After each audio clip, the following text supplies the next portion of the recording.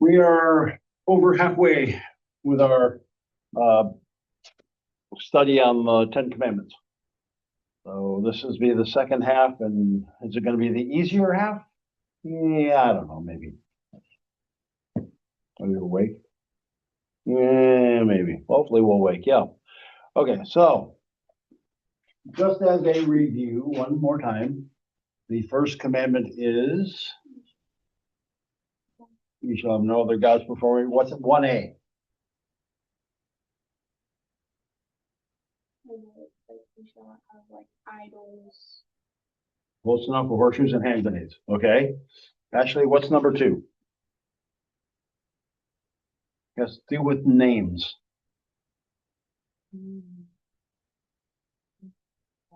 Correct. You shall not take my name in vain. Okay. Natalie, number 3. There you go. 4. Has to do with mom and dad. Honor your father and mother. Yeah, you're on the right page. 5. No. No. No, it's steal. No. The other one. That's the one. So that was last week. Yeah, I used to do that too until I really started teaching it a lot, and then I stopped getting them in reversed. Had one second grader ask me because I teach class on Tuesdays with all the elementary grades, and this second grader asked me, says, "How do you remember all of this?" And I said, number 1, because I've read it, and number 2, I keep teaching it. Carson? Yeah. Anyway, the reason I can remember it is because I keep teaching it all the time. So that's helpful. So going back to the comment of which commandment comes in which place, I remember it because I teach it so often. Anyway, there is coming up in 2 weeks, 2 Sundays from today, there's a pastor coming in from St. Louis who's going to teach us about trying to reach people who are deaf.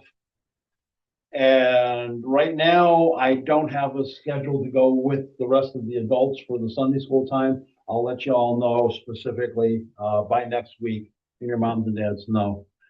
But we may be going in with the adults on that one. But we'll see. I'll see what happens next.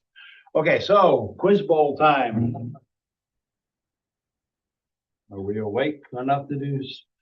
The commandment that speaks of sex is, I think we just kind of highlighted it. You shall not admit adultery. You shall not omit adultery. You shall not commit adultery. Or D, you shall not get caught. I'm going to operate with C on this one. Yes, it is. You shall not commit it, meaning you shall not do it.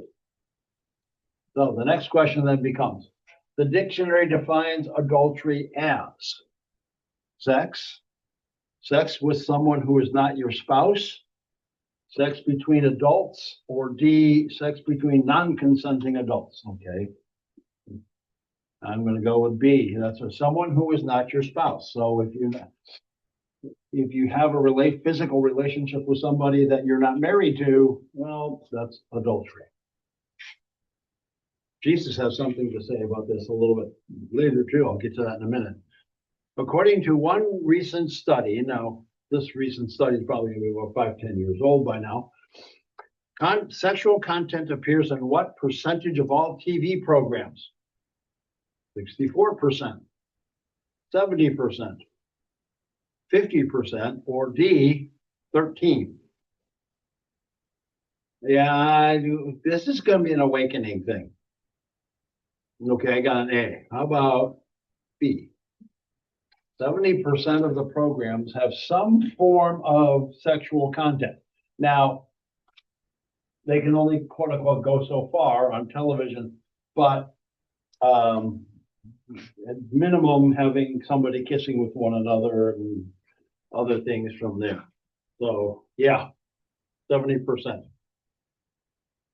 Adultery and betrayal are related because both break a bond or agreement, both deal with marriage exclusively, both are mild offenses, or D, both are never done by Christians. Any thoughts?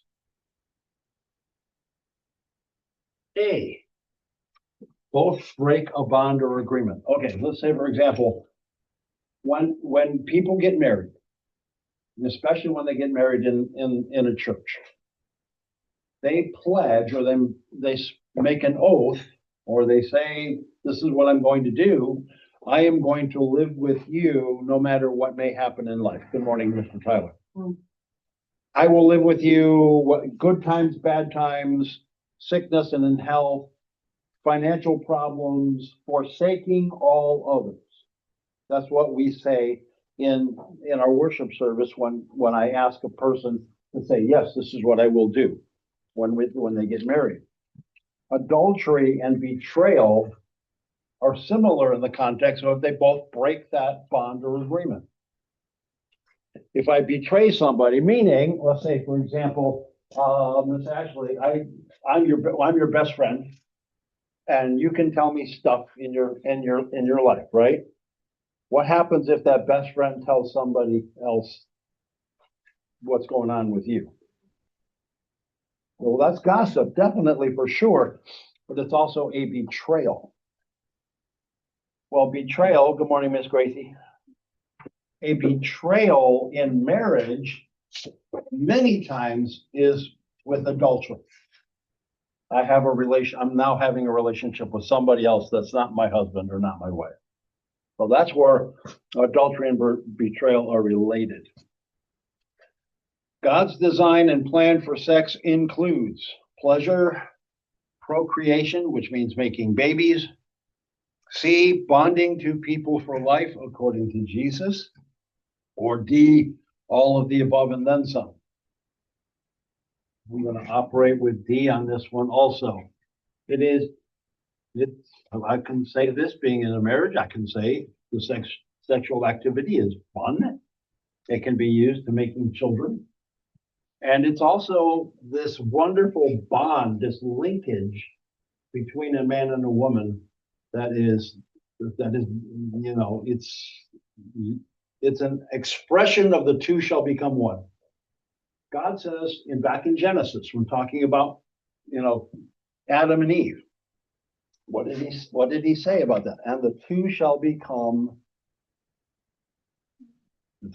one. Exactly. So in the physical activity between a husband and wife, that's a linkage together as the physical linkage together. There's other linkages too, but that's the physical one. God's design and plan for sex does not include pleasure, procreation, bonding two people for life, or D, coupling and uncoupling so like so many boxcars. They're using fancy words to describe going from one relationship to another,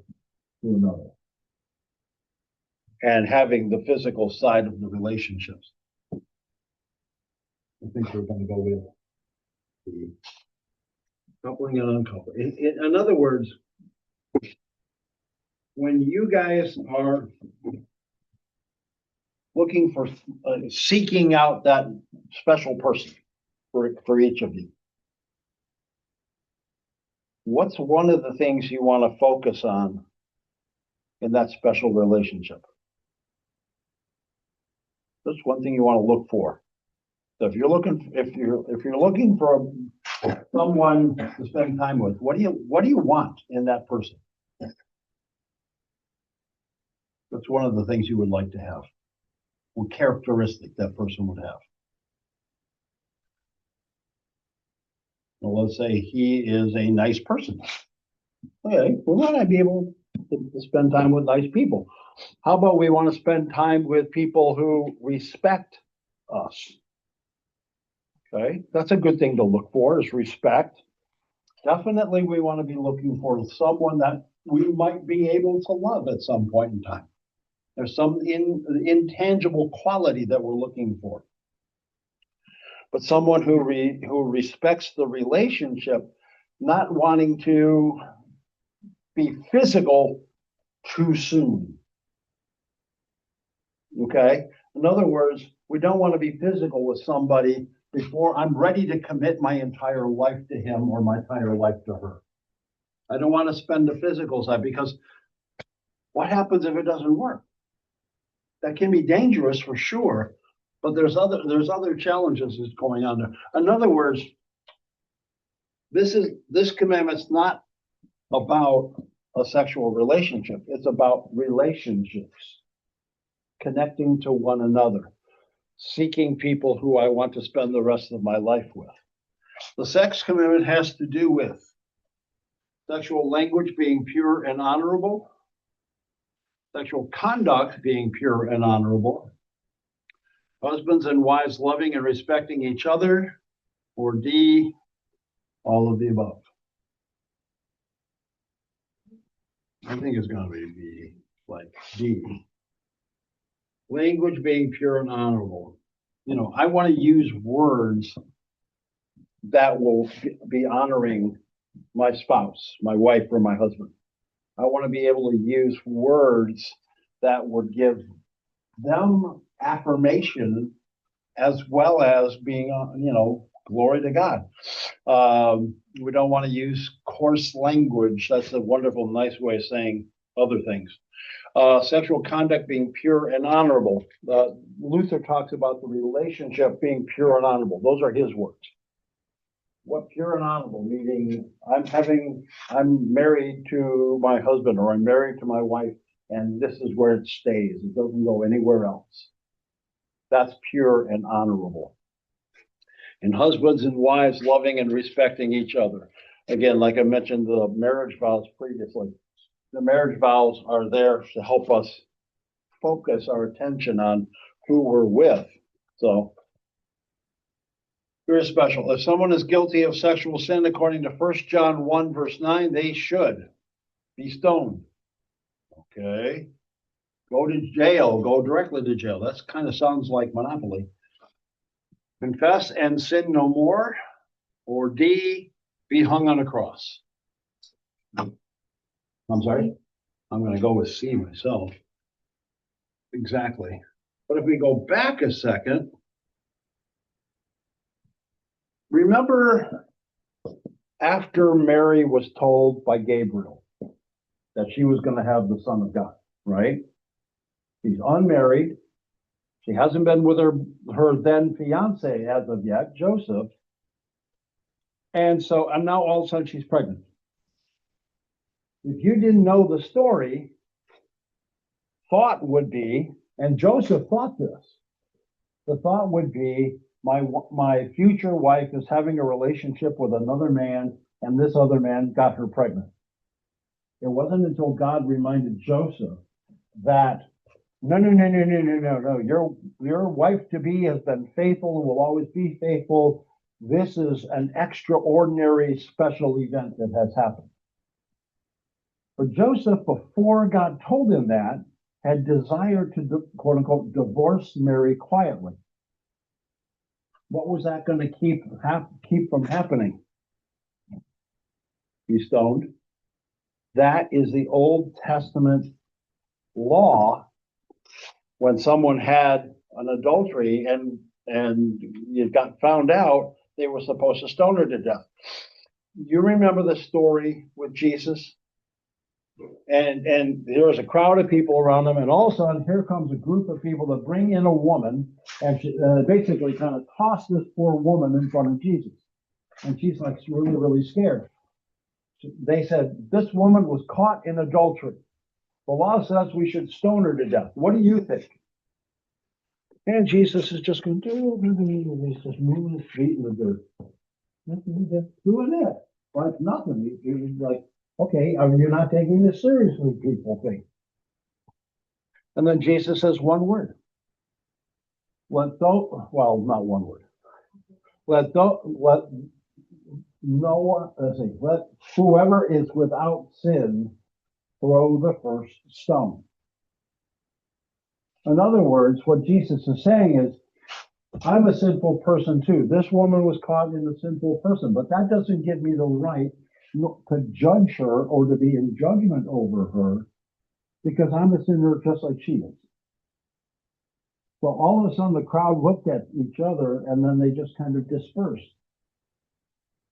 Here's this woman. She is, she's all cowering and she's afraid and probably crying and the like. And she's afraid she's going to get stoned to death. Jesus asks her, excuse me, where are your accusers? Meaning, where are the people who are presented you to me so that I would pronounce judgment that stone her to death? She looks up and there's nobody around. No one, sir. Neither do I. I don't judge you. I'm not judging you. We judge ourselves. We manage ourselves. We look at our own lives, and when we look at that and we say, this is what I'm going to do. And sometimes we sin. But that's the beautiful thing about God, please forgive me.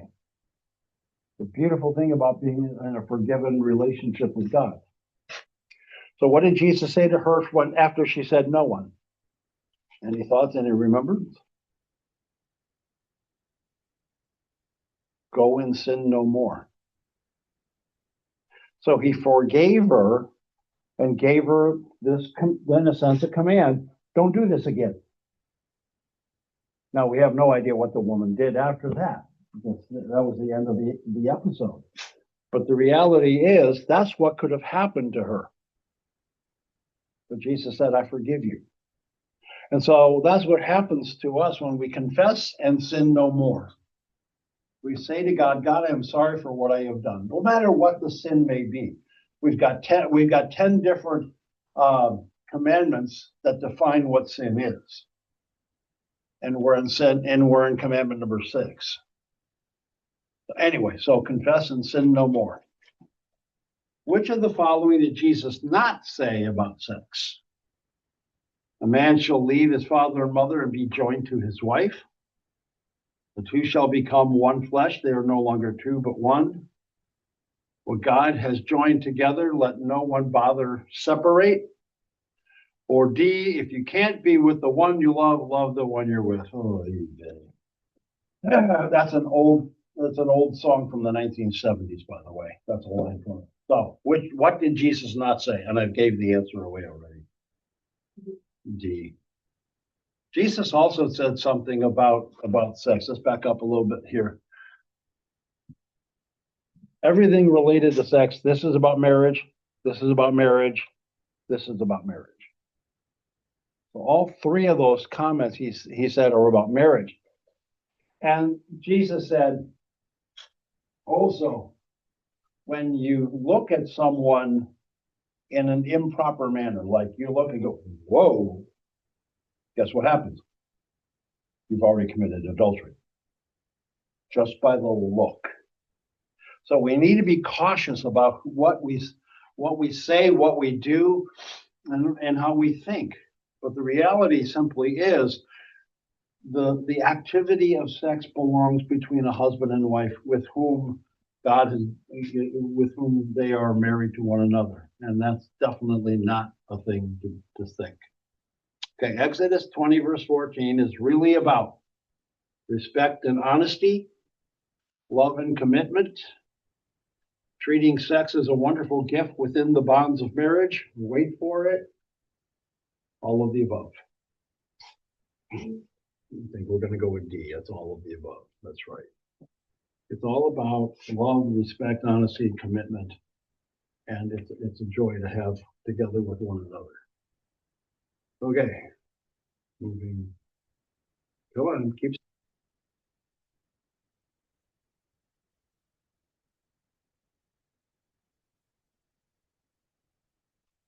I didn't think I not given adultery have and have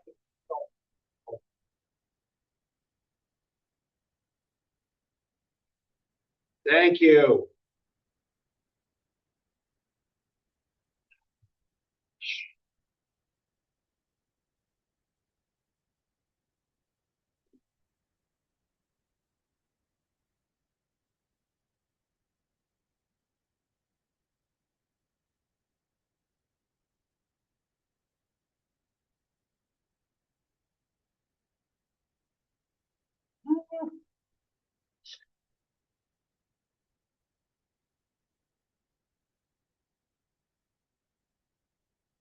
Thank you. I did not check to see if that thing was still in there.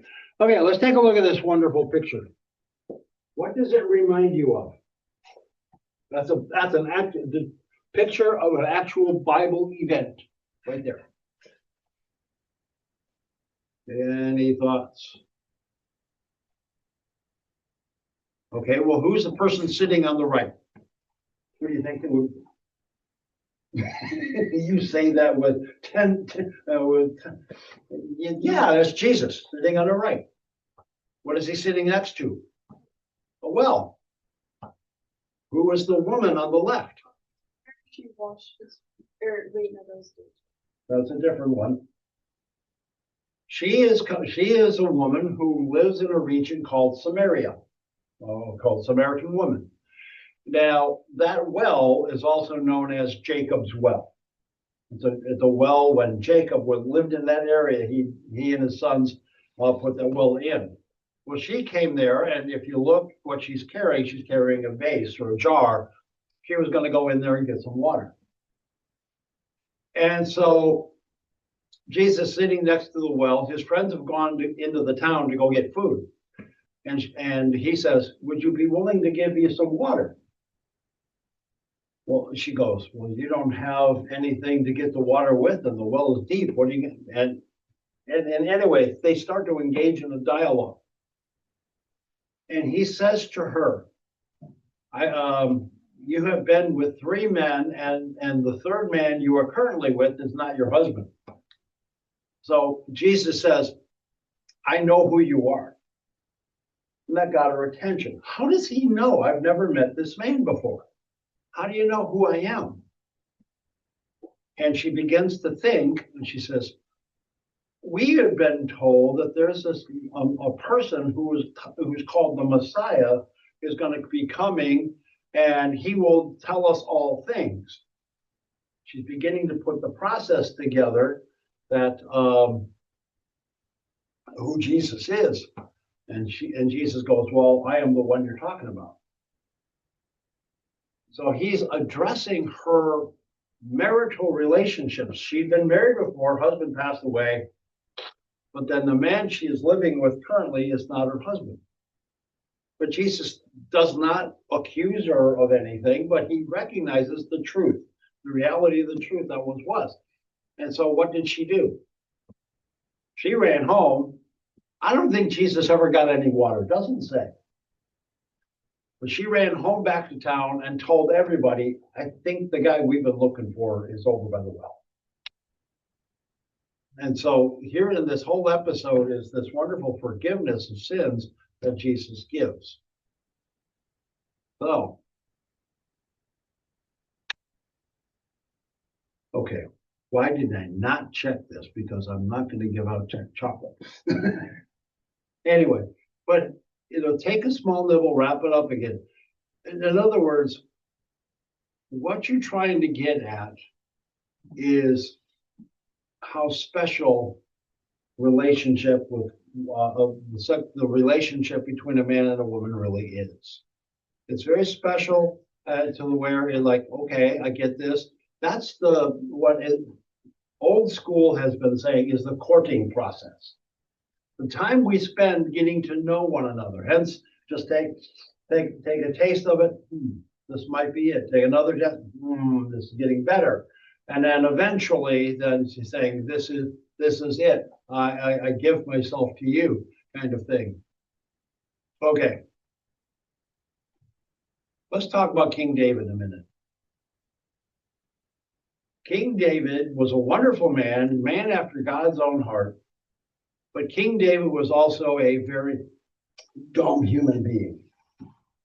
Because in that event in 2 Samuel 11 and 12, David was in his castle, and his castle sits on top of the city, right? So he can see down over top of the whole city. And he's looking at this one city and this one front porch, and here comes this wonderful looking young lady. And she walks out onto her front porch, and he goes, wow, I like this lady. So he tells his servants to go bring that lady up to my house. So he thinks he's going to have a relationship with her. He does. He finds out that he not only is she pregnant, but he finds out also that she is the wife of one of his best friends, one that he had been with through all the trials and tribulations with King Saul. So now what does David do? Remember what David did? Sorry? He basically commits murder. Yeah, exactly. So he tells his best friends in the army, and he tells the army general, okay, wherever the fighting is fiercest, put this friend in the middle of it. And then at the appropriate time, tell everybody else to step away from him, leaving him totally and completely exposed. He dies. He dies in battle. And so David tells his friend's former wife, your husband has been killed in battle, and he brings her to live with him. Well, David had a pastor. His name was Nathaniel. Nathaniel comes up to David and he says, David, I want to tell you a story. Okay? There's this older man. There's this man, and he wants to have a party for all of his friends. And he goes and he sees this older man. He has this little baby ewe lamb, little female lamb. And he says, and the guy who wants to have a party says, I'm taking your lamb from you, and I'm gonna cook it for dinner for my friends. Well, David just went nuts. He says, that man should be stoned to death for doing that to that old man. And all Nathaniel has to do is say, you are that man. So he used the story to point out David's sin. And David immediately realizes what he had done and what wrong he had done. So he goes before God and he says, I should die for my sin. And here's the beautiful thing about God. Nathaniel said for God to David, says, you're not going to die. But the consequence of your sin is your unborn child will. So the baby is born. David is all weeping and sad and pleading before God. He's in sackcloth and ashes, which is the old school way of dressing when you're grieving the death of someone. And he's sitting there grieving, and then the child eventually dies, about 2-3 days before the child died. And David's advisors come walking up to the room, and David is in sackcloth and ashes, and he's weeping and he's crying and everything else like that. And they're all going, how is he going to react now with the news that we're going to give him that the child has died? But they braved the situation. They went up to David and they told David, the child has died. David gets up from the floor, washes his face, and everybody's amazed, going, we figured you would go crazy because you've already been going through the grieving process. And David said, I was hoping against hope that God would not pass judgment on me through my unborn son. But now that he has, I have to go on with life. The point of the story simply is this. There are consequences for our behaviors, and God forgives us of the sin, but sometimes there are things that go wrong. Anyway, what we're looking for here is our different life. Get my mouth to work this morning, sorry. What we're looking here is a different way of looking at life. For example, this is how the world looks at the physical relationship with others versus the way we look at it. The world thinks it's dirty, and all that, the pornography and the images that are in the media, we call it a gift from God. People think it's selfish. I take. Well, reality is the physical relationship between a husband and wife is an act of giving to each other. It's an act of giving my life. I'm opening my life up for you. That's how God describes it. It's physical. Yeah, it's a physical act, and that's what some people think. That's all it is. It's just biology, but it's more than that. And I would say it's, yes, it is emotional. It's this linkage that a man and a woman have with one another, but it's also spiritual. It's the whole process of God has given me a person. God has set up a person. I love what God says to Adam in Genesis. And he says, I will make a person suitable for you. Meaning, there is a person out there for each and every one of you that is a very special person that God wants you to be a part of, and them, he or her, to be a part of you to spend the rest of your lives with. There is a special person. So it's more than just the emotional, it's also spiritual. When you feel ready, no, physical relationship belongs in marriage. The world, yeah, does lead to problems, especially when it goes beyond just sex, and all of a sudden now a child is involved. But in the Christian relationship, it leads to deeper love. And when a child is involved, that is a celebration, not a problem. Sometimes it drives people apart. But in the Christian point of view, the sexual relationship brings people together, brings a husband and wife closer to each other. It's one and many times it's when we're most open to one another. Okay, so what's that word? Jesus said, anyone who lusts after another has committed this sin. Martin Luther says this commandment includes both words and conduct. Voluntary sexual intercourse between a married person and anyone other than their spouse. Okay. You don't have to be adult to commit this. Yes, adultery. Very good, sir. Worthy. Deserving of esteem. Deserving of respect and reverence. Martin Luther says, in matters of sex, our words and conduct are to be pure and honorable. Honorable. We honor each other. A vow of lifelong faithfulness taken before God and your friends. Of this, Jesus said, what God joins together, let no one tear apart. The union of a man and a woman for life rhymes with carriage. Marriage, very good. Okay. Clean, free from impurities, dirt, or pollution.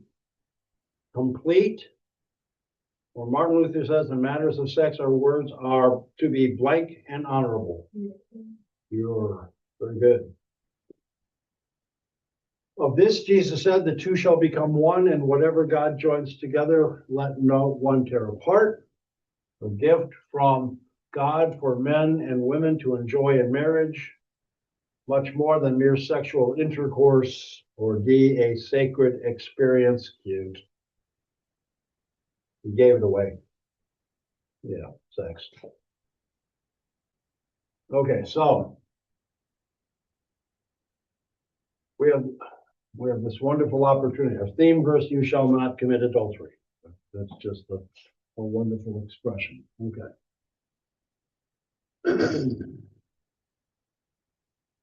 Other key verses, something to think about. Genesis 1:31, the man shall not be alone. Matthew 19:5 and 6. If you commit if you look with lust in somebody, I think that's what that is. And the other verses there that we can look at another time.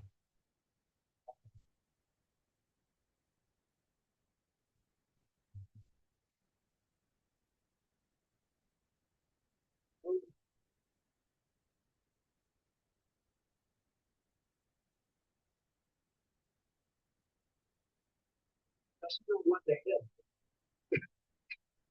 Mighty God who created you, also created you. No way not commit.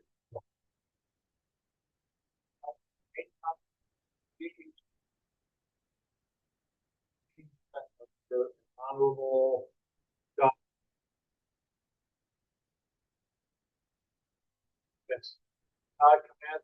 promise of marriage is kept pure and unbroken, the husband and wife love and respect each other. Suggestion, it is God's